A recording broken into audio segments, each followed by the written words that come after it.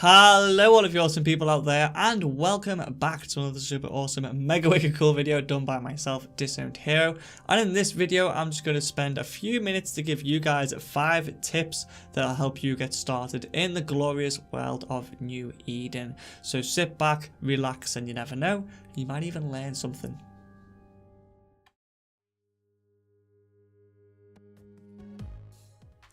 So let's begin with ship sizes. Now we've probably all read some forum posts or seen some videos based around these huge capital fleets full of titans and carriers, and all said to ourselves, do you know what, I want to be in one of them. Now the only problem with that is it's a bit of a long off dream because it can take years to be able to sit in these hulls and use them efficiently, and they cost billions and billions of ISKs worth of dollars, and the fact you can't use them in high sec as well means you need to have a little bit of experience in the game before you even think about getting into them.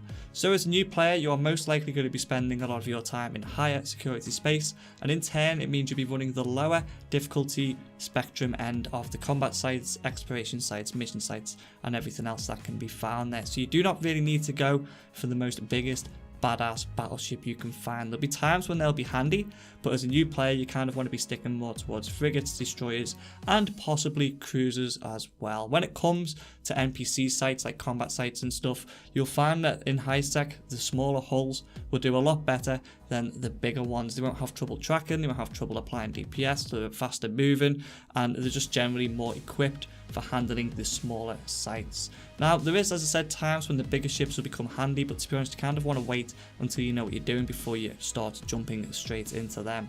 Even PvP, when it comes to PvP, people who've been playing the game for years still tend to go out and fight in smaller hulls such as frigates, destroyers and cruisers again, because, well, they're easier to train into, they cost less, and to be honest I would much rather lose, say, 10 frigates costing, say, 200 mil than losing one battleship which is 500 mil plus. So keep that in mind. The smaller ships are easier to train into, they're cheaper if you do lose them, so they're easier to replace, and yeah, they just tend to run a lot of the high sec stuff a lot better. If you do want to go for something super cool, super blingy, super nice, maybe look at the faction ships, because yes, they take a little bit longer to trade into, but they are a lot better and a lot blingier and a lot more useful in high security space than, say, the battleships and stuff.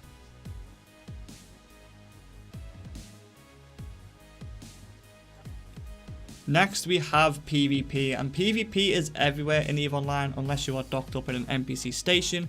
You can be attacked at absolutely any time, anywhere, by anyone. EVE Online does have systems in place to try and discourage PvP, such as Concord and high security space that promise to destroy anyone who unprovoked attacks someone else, but it doesn't actually stop them pulling the trigger. Now the golden rule here basically is do not fly something you cannot afford to lose, and what that means is if you only have, say, 200 mil in your wallet, you should not really be flying that 500 mil plus Tengu or whatever it is you're in, because if you lose it you're not going to be able to replace it. Now in high security space it's typically only miners and haulers that get targeted for PvP, and unless you're stupid enough to put, say, 2 billion ISKs worth of stuff in tiny little courier ship, you should pretty much be okay. But just bear in mind that you can be attacked at any point, and it's a bit of a shock sometimes when it does happen.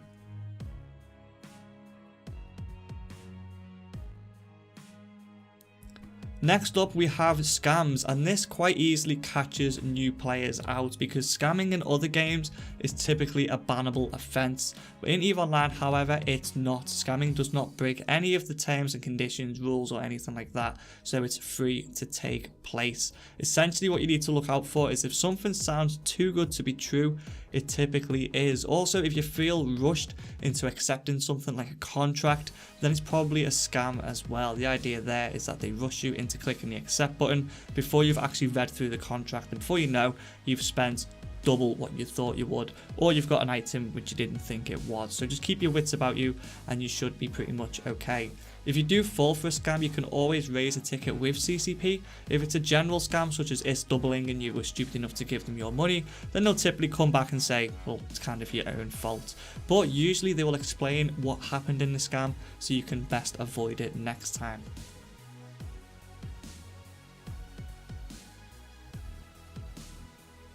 So tying in slightly with scams, we have luring. Now what this is getting a player to perform some sort of action which will mean that other players can attack them in high security space. Now I've seen this done in two main ways. The first one is through the use of yellow containers or crates, whichever you want to call them. And in case you don't know, picking anything out of a yellow container will make you suspect, meaning everyone else can attack you. So what happens is you're flying around minding your own business, doing whatever it is you're doing, and you see one of these containers sitting on a gate, maybe just a little way away from the station, and you're tempted to go over there and see what's inside. And typically they'll put something kind of juicy in there, not mega expensive in case you do actually manage to get it, but something which is tempting enough for you to grab it and try and run away. As soon as you grab it, there'll be a ship there either cloaked up or just within range of being able to grab you, and they will just start firing away. Now the other one I've seen done is basically you'll be going to a station, maybe a gate or something, and there'll be a flashy ship sitting there. He'll be suspect and he'll just be sitting there begging for someone to shoot at him. Could be a cruiser, could be a frigate, could be absolutely anything. And what happens is you look at him and go, I can take him on in my cool little destroyer. You open fire, and what happens is you open up a limited engagement with him, meaning he can now fire back.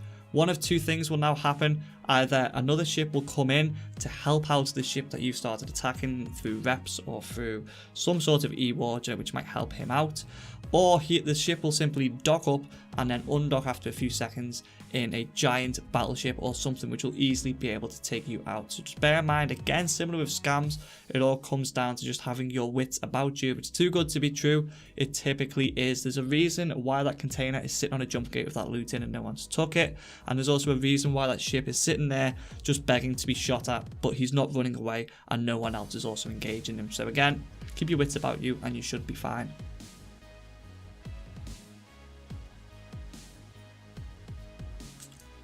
And last but definitely not least, we have corporations. Now EVE Online is a massive multiplayer online game, and playing with other people through corporations just makes it so much more enjoyable, and something I would definitely recommend doing. Maybe not within your first few days of playing, but definitely after a month or two and you know how the game works, you know what you like to do, look at joining a corporation. Now there's a few things to look out for when you're picking one, and the first one is the corp's tax rate. If they're offering say between 0 and maybe 10, 11, 12% tax, then it's probably perfectly fine. Anything more than that, simply walk away. It's just going to be using you to line their own pockets, and that's not good for anyone.